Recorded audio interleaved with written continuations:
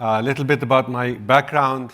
I'm a senior vice provost for data and AI and data strategy at Northeastern University. I also founded the AI Institute there.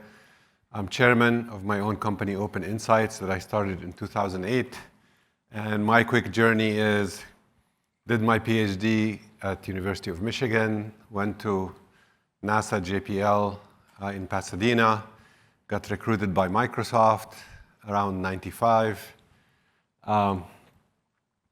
Left Microsoft to do a couple of startups, got acquired into Yahoo, and became the first chief data officer there. That was the first person to have the chief data officer title, and it was invented as a joke. Because Yahoo had this culture of irreverent titles. But the world took it seriously. Left Yahoo. Microsoft was trying to bring me back, Steve Ballmer and Satya Nadella, who I worked with a lot. I didn't really want to go back. That's how we formed Open Insights. And then it grew because a lot of people left Yahoo and so forth. I took 3 years off in 2013 because Barclays wanted me to be their global chief data officer in London. And that was my chance to kind of learn financial services from the inside out.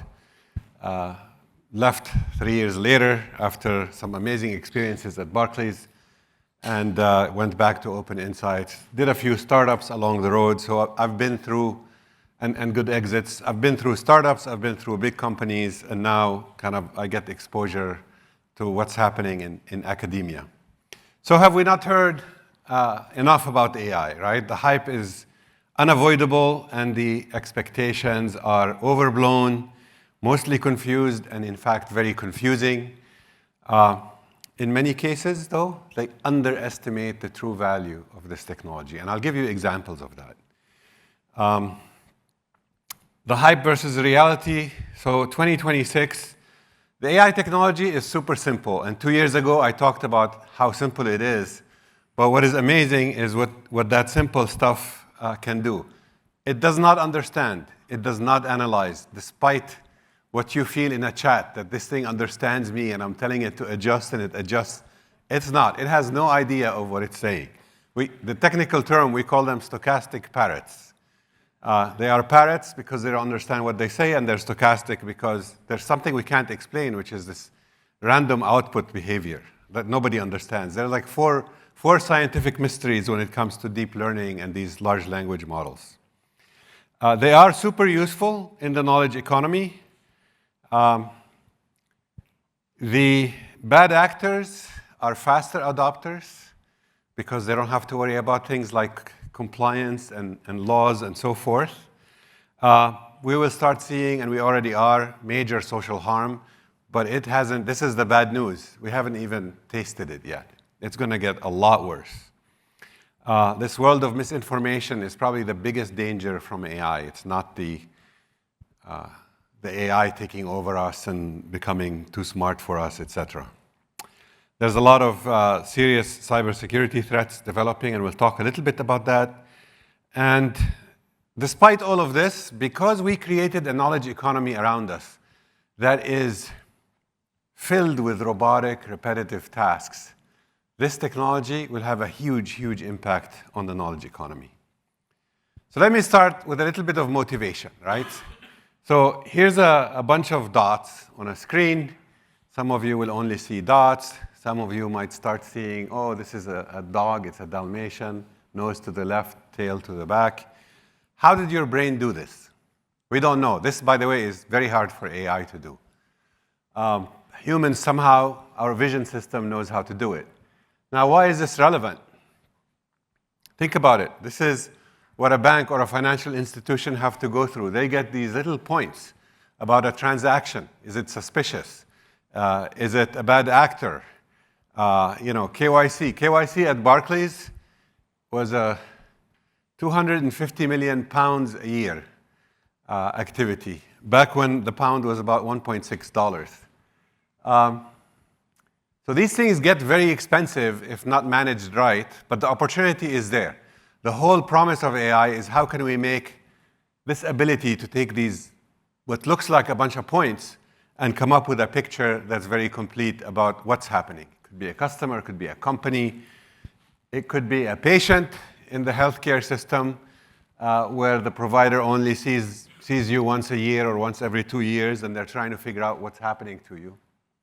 And by the way, we have many applications in healthcare. The last 4 years in AI, I'll summarize them as 2023 was the year of fascination. Amazing stuff, right? 2024 was, I call it the year of denial. Like, oh, this is cute, but it's not relevant to our business. It's okay.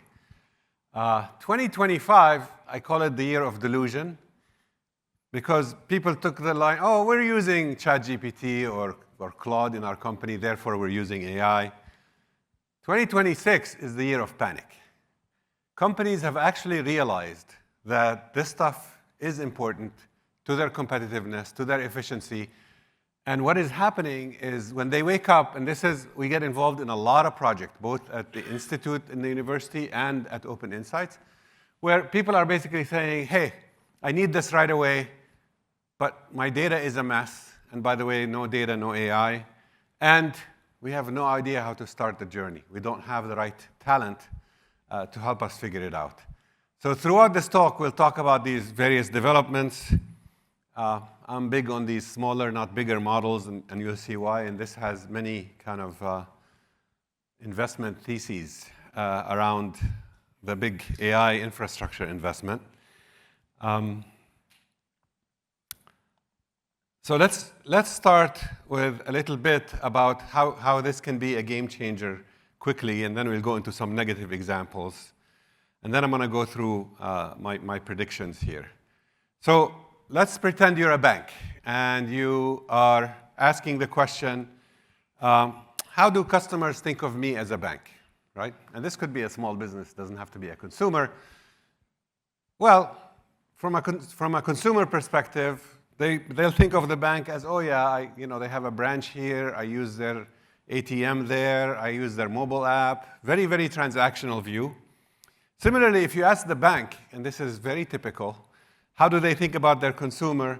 It's equally, or customer, it's equally transactional, right? They have this type of account, they have that type, we sold them a mortgage, we sold them insurance through a partnership, etc. In reality, these people are going through day-to-day tasks. They're trying to commute, they're trying to pay bills, they're trying to shop, travel, etc. And they're going through life moments. Now, they're trying to get married, maybe they have a kid who's getting married, they're trying to buy a car, sending a kid through college, etc. So what I tell banks usually is shame on you, because the payments data and the transactions you see actually tell you all this about your customer, but you have no clue, right? You just ask any bank, what do they know about a customer? And again, you get that transactional view, very fragmented. They don't understand what they're going through. If you're able to understand this, i.e. complete that picture, you can basically drive relevance, right? Anything you do, any communication you make, any marketing you do becomes very important. And if you do this responsibly, it's an amazing advantage. This is more difficult than it appears. I have an example in insurance here. Kelly contacts an agent, gets a policy. Well, typically what happens is they close and move on. But if that insurance company understood what is happening in Kelly's life, there are many, many other things that can be given. And actually, we used to work with State Farm on these kinds of applications. Here's one I did when I was at Barclays with Aviva Insurance. We started this project. Barclays was in the doghouse when it came to regulators. So we started by saying, well, can we look at the payments data? And Barclays actually sees something like 95% of all payments transactions in the UK because of their credit card, debit card, and their point-of-sale machines. So we would create these reports for the members of parliament that tell them, hey, in your district, people are spending more money on pizza versus petrol. They're doing less commuting. They're doing this or that. And that became very popular. But then what happened was the head of the corporate bank calls me and says, we want to go talk to Aviva Insurance. So I did a similar analysis on that data, payments data. for Aviva Insurance. And when we walked in, I gave him this graph. I said, by the way, did you know that most customers you get on the left come from these insurance companies, and most customers you lose go to these insurance companies? And they were blown away, right? Again, very hard for them to see, easy to see if you have a partnership with a bank. They got so excited, they said, hey, we'll pay you £300,000 a year if you just give us these reports monthly. And the head of the corporate bank said, oh, this is great. I'm glad they're excited. We're going to give it to them as a freebie because we like their business and we want to grow it, which is fine. But that tells you how valuable this stuff is once you can package it correctly. And there's many, many applications in finance. We don't have the time to go through them, but anytime, I'm happy to discuss and go over these ideas if you're interested. So let me start with a small story here. Back a year ago or so, I was moderating a panel or holding a panel at South by Southwest in Austin, Texas. And the panel was called Enough with the Delving. We'll get back to why that name. And we started, and it was directed at marketers and branding people, right? A full house, everybody, standing room only. So we started the meeting by saying, AI will disrupt and transform marketing, branding, and CRM. Who agrees? And almost everybody in the room raised their hand, absolutely yes. Then I asked, and they said, I said why, and they gave some reasons. Then I asked the question, would you read a text or email if you knew it came from an AI? And very few people in the room raised their hands. And I told them, that's your fundamental problem, right? How do you use this technology correctly so it doesn't turn off people? Here's a real example that we used. This is an AI-generated ad for Skechers, the athletic shoe. And the AI said, this will work, and this will drive a lot of sales. And I don't know what they were thinking, but they launched a campaign, right? And what it resulted in is, like, I don't know, I would have told them, it's not working, okay. People got actually angry. This is insulting. You lost me as a customer. This is BS. The AI doesn't understand this. It doesn't understand emotions. It doesn't understand any of this. The point is, don't just listen to it blindly, because it will get you in trouble if you do. By the way, we called it Enough with the Delving, because back in 2023, the word delve started to shoot up. And that's because ChatGPT liked to use the word delve. Nowadays, if I get a piece of content that has the word reimagined more than twice, I don't read anymore, right? It's AI. Anyway, but these change over time. So it's important to figure out how to do this responsibly, what the principles are, and this is a whole topic of study and practice that we have both at the university and at Open Insights. So now my second story. It's New Year's, and I'm catching up and reading and kind of seeing the family. And I come across these words. I knew them from long ago, but it's just, the dogmas of the quiet past are inadequate to the stormy present. The occasion is piled high with difficulty, and we must rise with the occasion.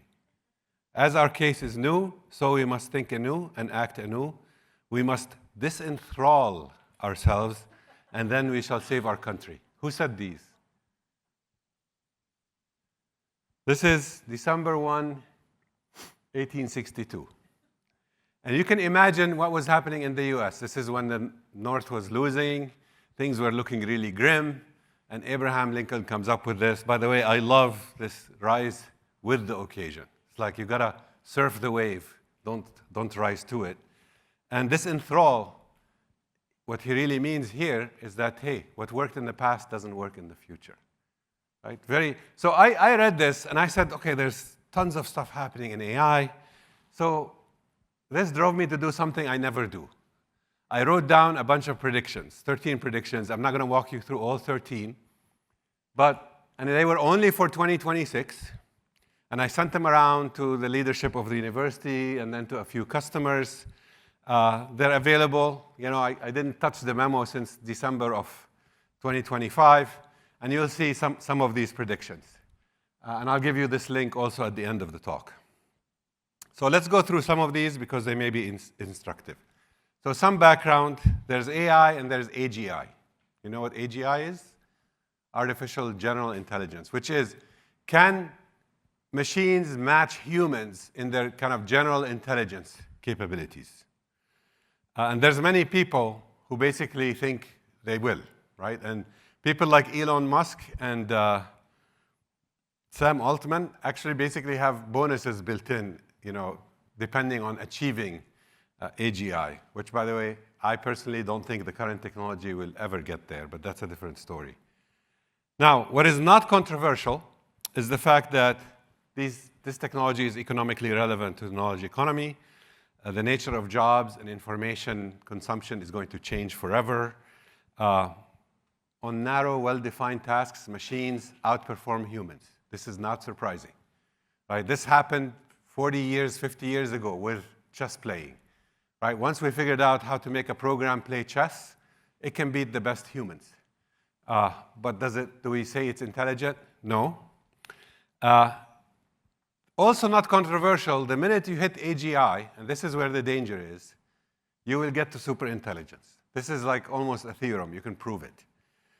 So basically, if we ever hit this AGI, then we will have machines that are smarter than humans, and that's when it becomes an existential threat.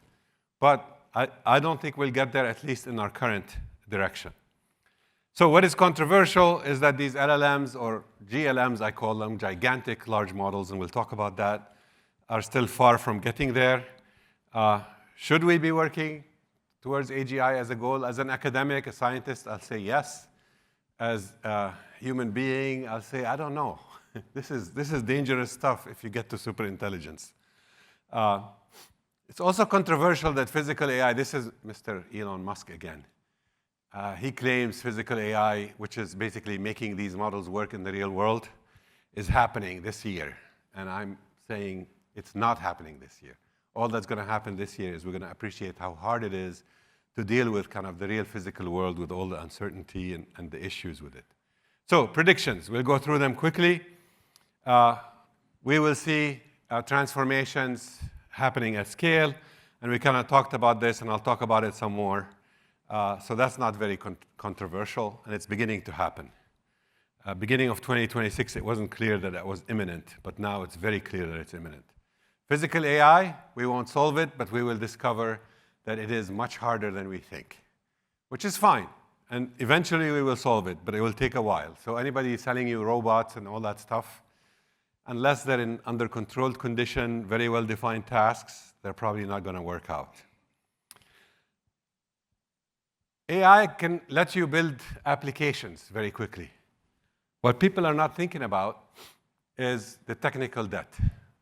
Who's maintaining this? I vibe coded this thing, and I wrote a bunch of prompts, and I used certain keywords. If I come back and revisit this application and ask myself, why did I use this keyword, not that one? I don't know, right?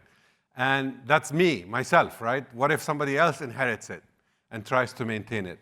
So this happens in software engineering all the time. You have to refactor. You have to get rid of technical debt, which is a waste of kind of budget in a way, but it's necessary. Otherwise, you won't survive. We're creating now technical debt at exponential rates. The overinvestment in hardware. This is probably my most controversial prediction. I actually think in 2026, we're going to see some amazing companies with fortress financial statements suffer. I include great companies like Oracle and many others who have taken on so much debt, thinking that the demand will show up. The demand is not showing up. Now, the world hasn't caught up to this, but it will, because I don't think that demand is going to show up in the short term for a variety of reasons. One of them is China. We prevented China from having access to the most advanced hardware and all these kind of very large GPUs And what that has done is it was the biggest favor we did to them. It drove them in a different direction than the US. The US AI community is obsessed with bigger models, run more compute, more cloud. The Chinese started figuring out, hey, how do we do this more efficiently? You saw what happened when DeepSeek kind of came out first, and there was a mini crash in the prices of these companies. What will happen when the markets discover that much smaller models, much, much smaller than DeepSeek, can do the jobs really well, is going to be very, very disruptive. And I think we will see the first signs of it is kind of the beginning of the crash of several companies who are over-investing and taking debt. You know, Facebook went cash flow negative, right? Meta, where they used to print money, right? Because of all these investments. The models got so large, we'll talk about this, so I'll skip it, that they can no longer use machine learning, believe it or not. And we'll talk about this later. And I predict that by going to smaller models, we're going to go back to using machine learning. And we'll come back to that. People will realize the importance of data. It's beginning to dawn on everybody that if I don't have the right data, I'm not going to have the right AI working for my company the right way. Prediction markets are here to stay. I don't need to tell you that. But when I did this in the end of 2025, it wasn't so obvious. By the way, prediction markets have been with us for many decades. And the theory behind them is well understood. It's just that AI now enables them to happen at a huge scale. It enables the matching. It enables all sorts of flexible betting. Now, that's going to come with a whole bunch of prices to pay, including compliance issues about insider trading, including social issues with gambling becoming kind of very, very prevalent and very, very easy. You can gamble on anything. 8, AI slop pandemic. This is the year of where the crap is going to hit the fan. How do you live in a world where if you look at your mobile or your desktop, you can't believe anything you read, see, hear? Right? If I want to destroy somebody's reputation, I can push a button and create one story, and then create 100 variants of the story, create 100 websites for each variant of the story, create robo-followers for all those websites, and make it really hard for you or reporters to even figure out, is this true or not, right? This is a world where everything will be turned upside down, and that's what's coming our way. Cybersecurity attacks powered by AI, we're beginning to see some, but we haven't seen the big ones. I'm predicting some big ones in 2026. They haven't happened yet. And we'll talk a little bit about mythos as we go through this. This is a huge risk. And this is a huge imminent risk for 2026, in my opinion. Because the bad guys move faster than the good guys, our defenses are way lower than the ability of the bad guys to attack. Therefore, AI safety will grow as a huge area of active R&D and learning and practice. Agentic AI for workflow, I don't need to spend time on it. We'll talk a little bit about agentic AI before the end of the presentation. But basically, it will become mainstream for workflow automation. This is no longer controversial. Major expenditures for military applications of AI. Unfortunately, we started seeing them at scale. And when you weaponize the stuff and you let it make decisions, really bad stuff will start happening. So with that, I just want you to remember a few key themes that, first of all, working AI requires data, and data is the big deal here. So when you think about companies you work with, your own companies, where is your data? Where is it captured? We'll talk some about this. Smarter and not larger models. So it's not about expense. It's about kind of specialization. Talent and upskilling is the big deal. How do I get my employees, my people, to know how to use AI, to not be afraid of it, and to use it correctly, so that I'm not exposing to risk, which brings us to responsible AI. So those are the themes. By the way, data has historically been very hard for companies to do. Getting data that's labeled is even harder and more expensive. There's companies who do this. It's not a cheap thing. And the big change is unstructured data has become very important. Most of our data warehouses, our databases are structured. So we built a whole world around this. A data warehouse typically is designed to support human insights, right? So it's about summarization, roll-ups, aggregation. This is good for humans. It is useless for algorithms. Algorithms need very, very, very detailed data that typically is not collected by most companies. So I have a whole other talk around the 7 secrets of making AI work in an enterprise. Happy to share that.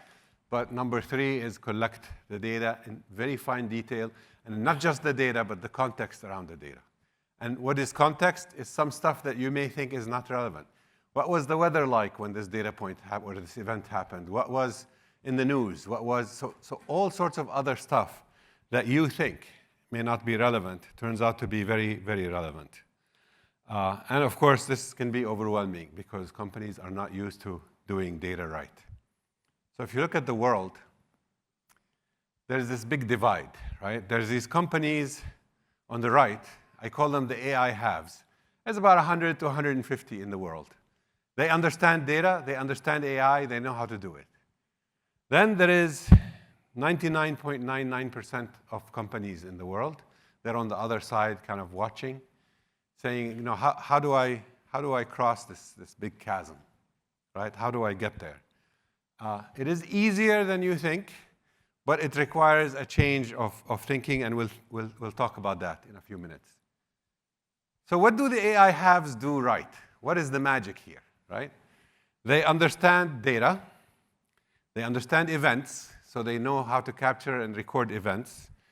They understand context, and they're very good at capturing context, the stuff that's unrelated immediately to the event. Well, apparently unrelated, but possibly very related.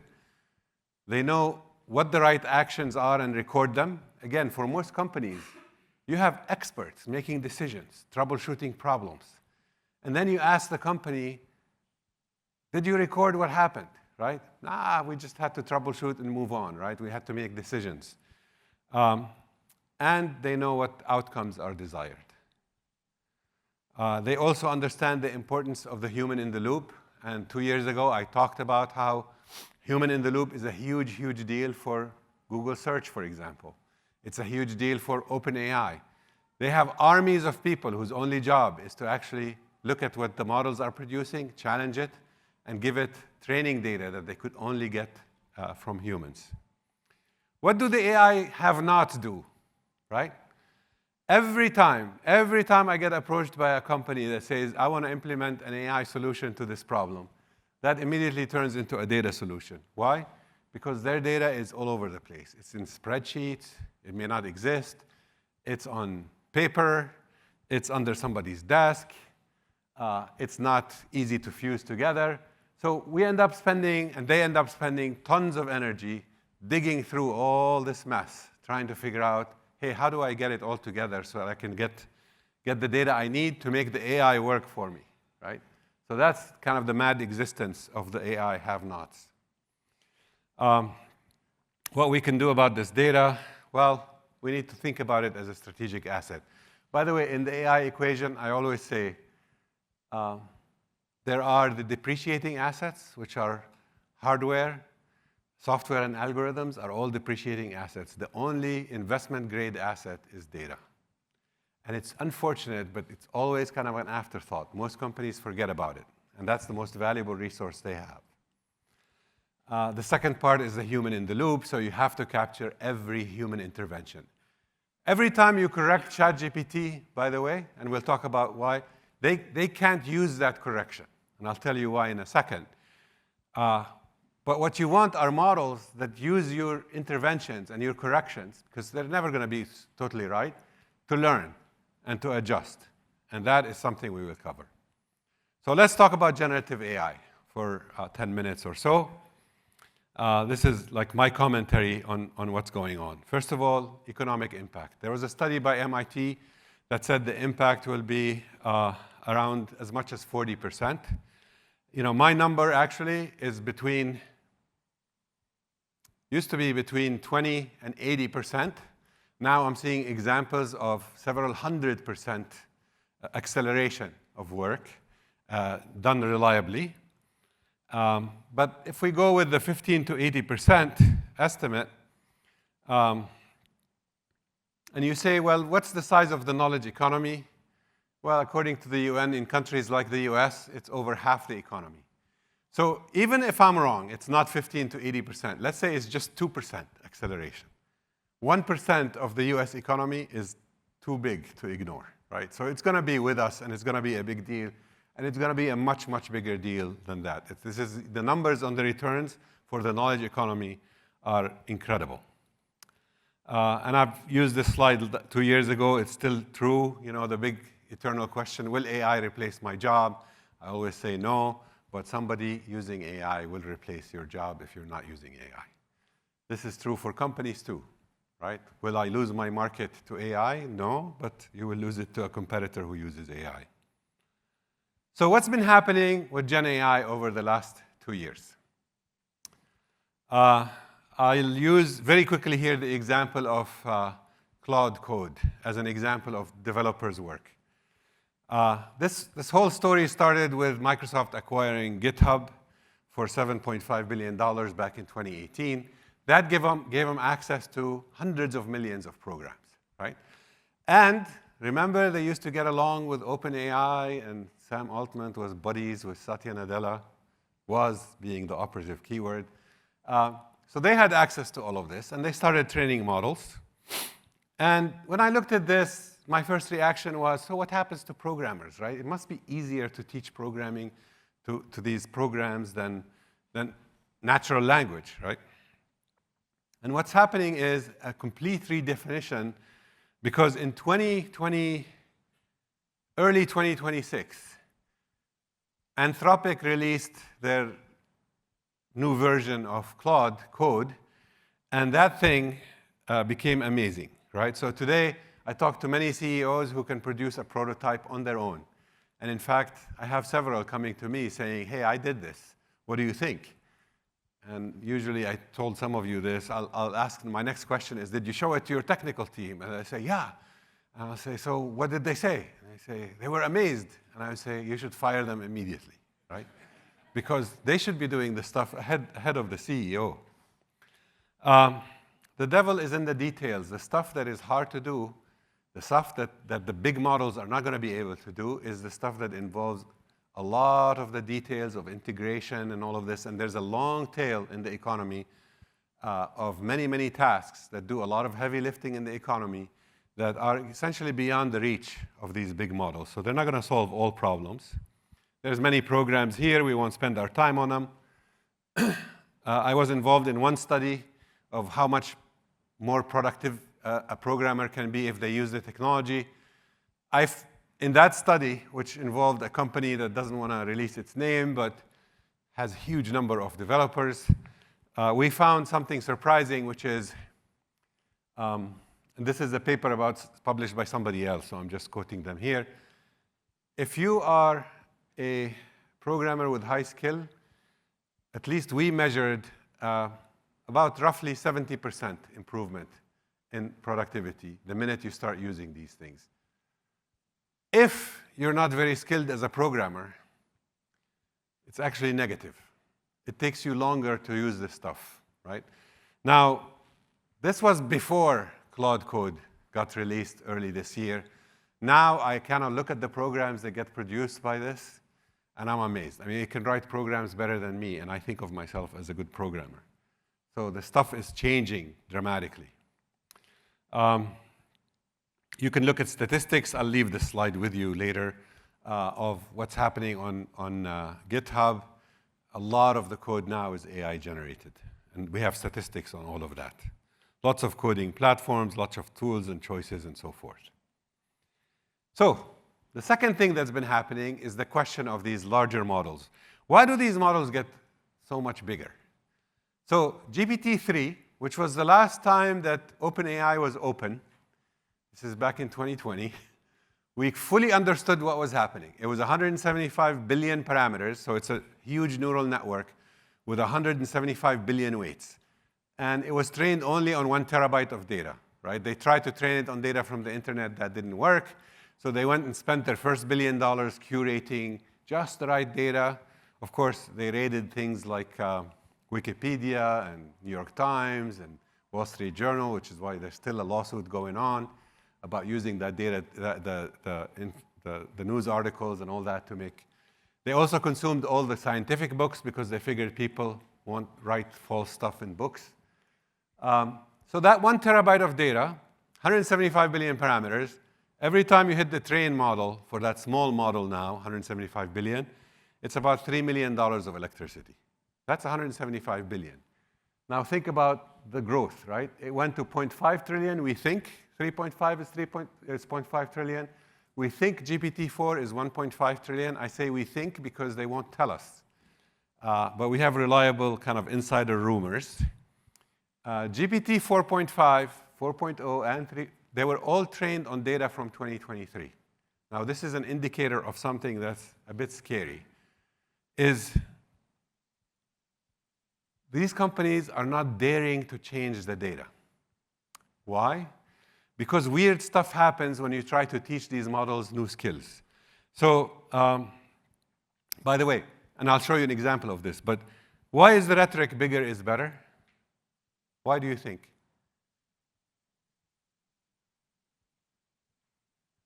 Because if you think about who invests in these companies, who backs them, and some of these companies themselves, they are cloud companies. And cloud companies just want an excuse to make you consume lots of compute. For reason or for no reason, right? So this is why the motivation for bigger is better is coming from, which is why the US is on this wrong track. Another problem here, we won't get into it, is these models don't use any prior, like if you know something, they insist that the neural network has to learn it from the data. It has to memorize it from the data, as opposed to, well, I know it. Can I use a knowledge graph? Can I tell it what I know? So here's the quandary. You build this big model, and it's getting bigger all the time. It knows every language, or let's say 90 to 100 languages. You train it on every field of science, so it's an expert in everything.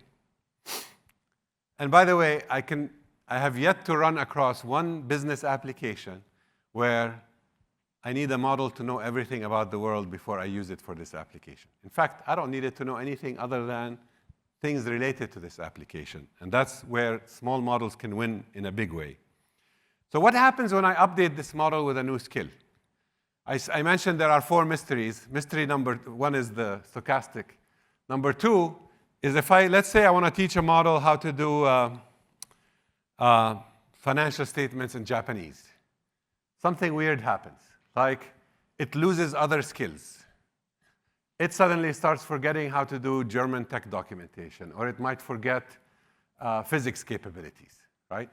So what happened is this one model, because it's this huge monolith, every time you teach it something new, now you have to go back and check all the millions and billions of skills it learned before. Are they still there, or did they get corrupted? And that becomes prohibitively expensive, which is why most of these models, like I said, ironically, don't use machine learning anymore. They just use this fixed data and these fixed models, and they try to do something else, which we'll talk about in a second, called RAG. So, my belief, of course, is smaller models can blow away all of these large models when you go into a narrow context. So I always tell my team, don't ask me what budget do we need, how big a model can we afford. You should ask, what is the smallest model I can get away with? This is a different philosophy. This, by the way, is what the Chinese are doing. So small language models, they give you several advantages. They are more efficient. So I can run them at 1/1000th to 1/10,000th of the cost of the big models. Very fast. Don't have to wait for answers. Very private, meaning they can run on your own device, on your own computer, on your own mobile. And they allow customization, another word for machine learning, meaning as you correct the model when it's doing its task, it can actually learn. You can retrain it, because retraining it is a matter of minutes. It's not a matter of like years. So that is a big deal, and that is a big miss in this world of very large models we have. And that is what the Chinese ended up discovering, is that you can come up with much smaller models that match or do better than these very large models. So how do we deal with the fact that these things don't learn anymore, like I mentioned? I want to make sure on time, yep. This whole field of RAG came about. RAG is retrieval augmented generation. What does it mean? And by the way, there's many varieties of it, modular and hierarchical and graph RAG and so forth. In a normal generative AI setting, you would generate a prompt. It goes to the LLM in the background, and the chatbot comes back and says, here's the answer. In the world of RAG, they basically take that query, they standardize it, you map it, you embed it in a vector space, so it's more standard, so it's not very sensitive to the variations. And then you retrieve a whole bunch of other documents related to it, and you add them to the prompt. This is all happening today without your knowledge, right? Tons of documents are being added to a query you throw at the model. And you're telling this huge model, forget everything else you know, just use this data I'm giving you here.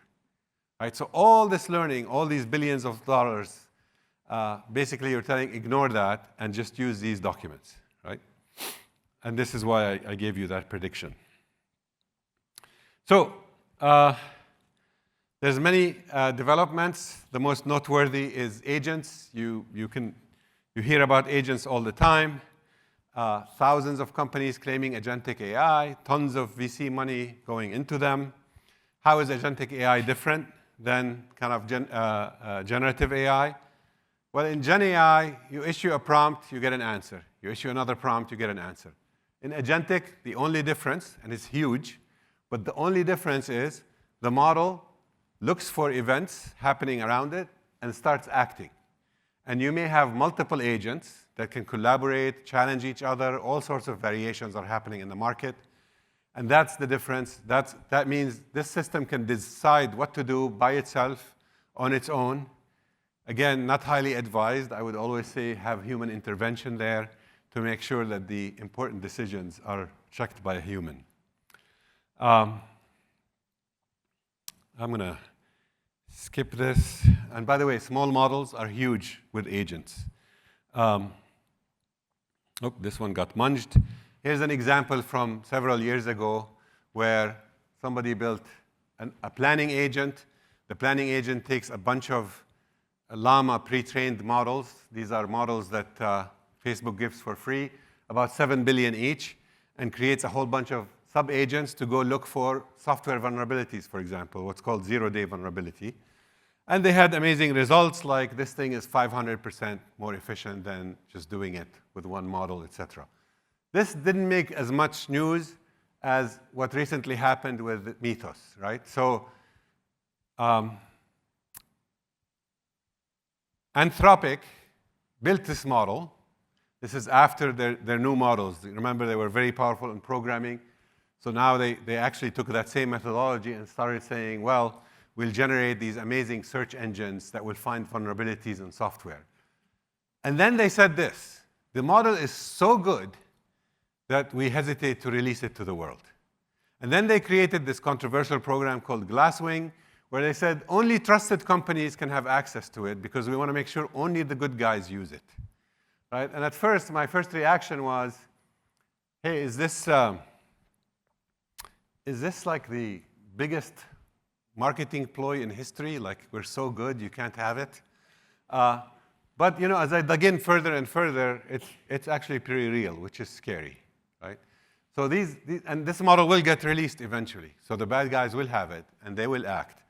But this is one reason you're seeing probably crazy updates all the time to all your apps and all your programs, right? Microsoft is just super busy just keeping up with the backlog of all the stuff being discovered. By the way, Anthropic is not magic. Here's something they ran in their shop. This is a vending machine that used agentic AI, right, at Anthropic.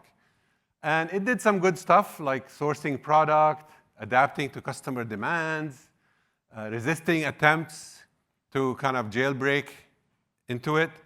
But then weird stuff started happening too. And this is Anthropic. This is an AI have. This is like as AI company as you can get.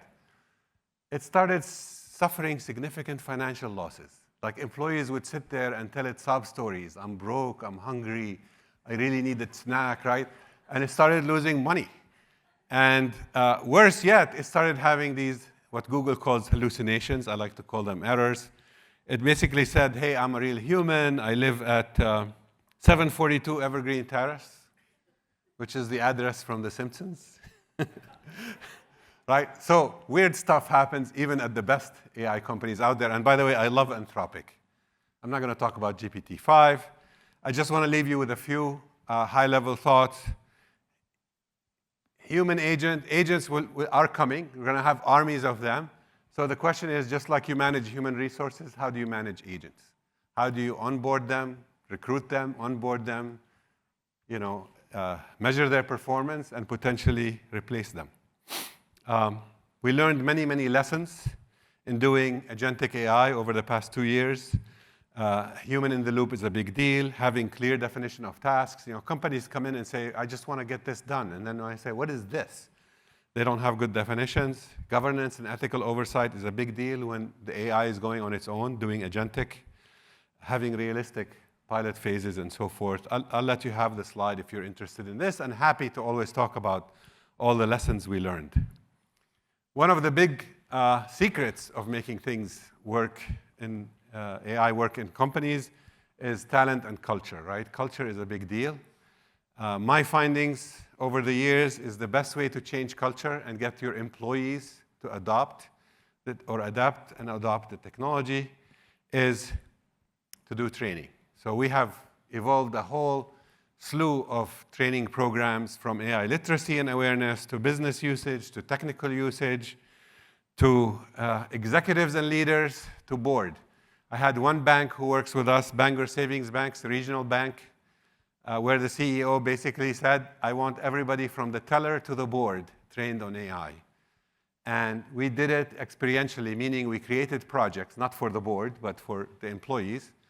And we did the teaching within projects. I don't believe in just lecturing. Like you go to a lecture, with all my respect to continuing education, you listen to a lecture in one ear, out the other.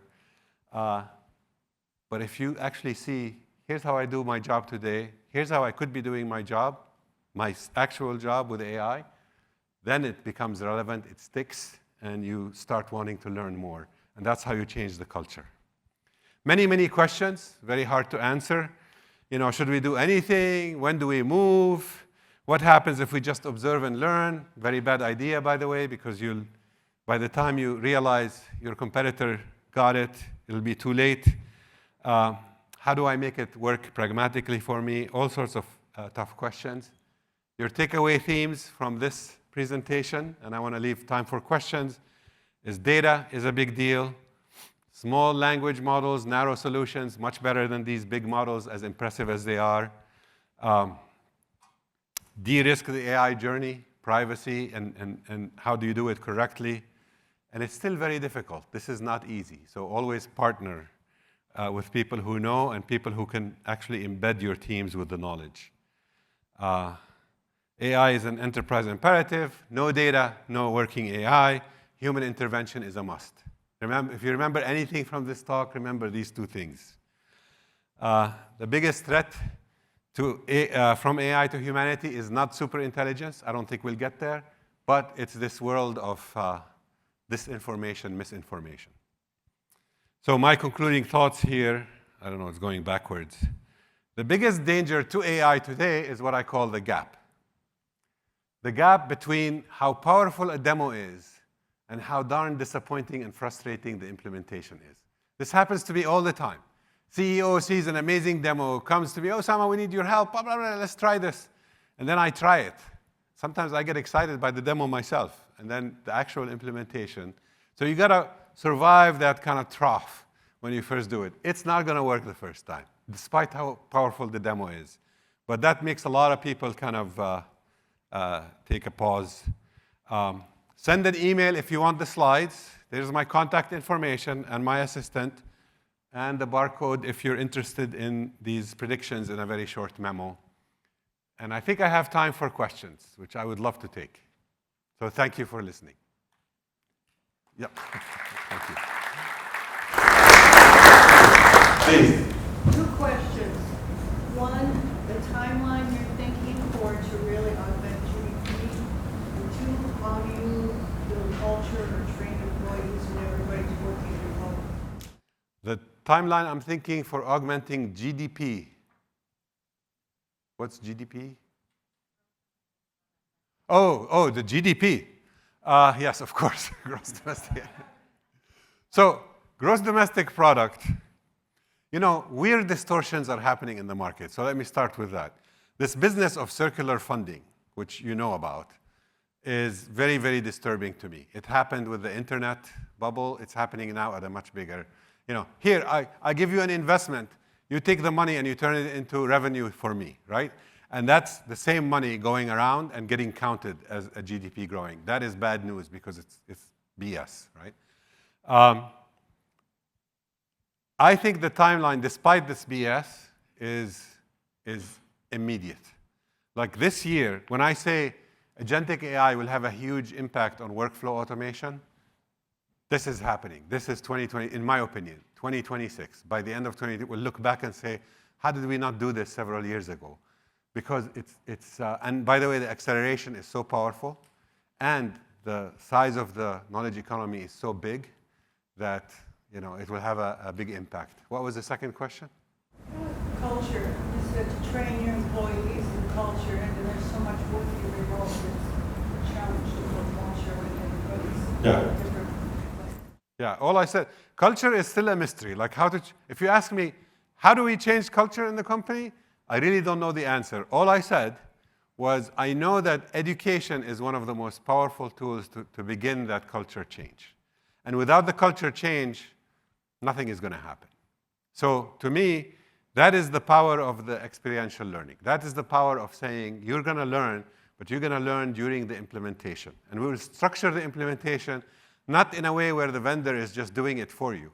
You're actually participating in it, and you're part of it. And that's when you start understanding, and that's when your whole attitude, and I've seen this happen. Once your attitude changes, so our formula is the following. We go to a company, and we say, let's identify your AI champions. Typically, it's like 1%, maybe if you're really good, 5%. But 1% of the target employees are the champions. We train the champions, and we train them how to train the rest of the company. And that's how culture changes. And in the beginning, it's going to be like, nothing is happening, you don't see the impact, and then suddenly, like stuff really picks up. Companies we worked with have seen amazing, amazing lifts in their competitiveness. And I think it's going to be very exciting over the next year or two to just watch who takes over whose market and how fast. Yeah. More questions? Yes? My first observation is you're probably brilliant, but only because you Oh, went to Michigan. thank you. Go blue. How do you think about, so I've had people working on developing internally AI in insurance, and then we've gone to, for right now, outsourcing with a provider that can get us there faster. And the issues we've been thinking about are how to protect our data, but also how to lock down the inference engine of this company so that we don't wake up one day and find it being used by people we don't want to use. How do you think about all those issues, and what do we need to be thinking about? It's very simple.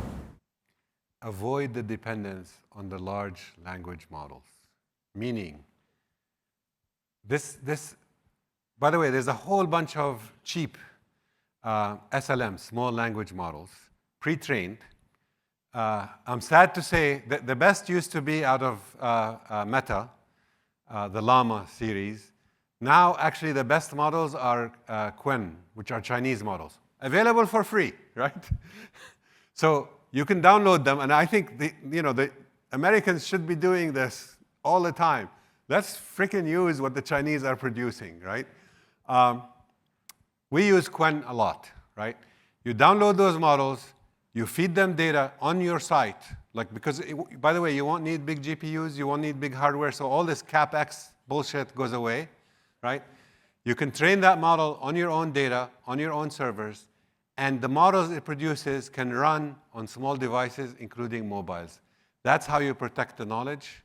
Because anytime, by the way, companies like Google, Microsoft, OpenAI, Anthropic, they would love to get their hands on your internal data.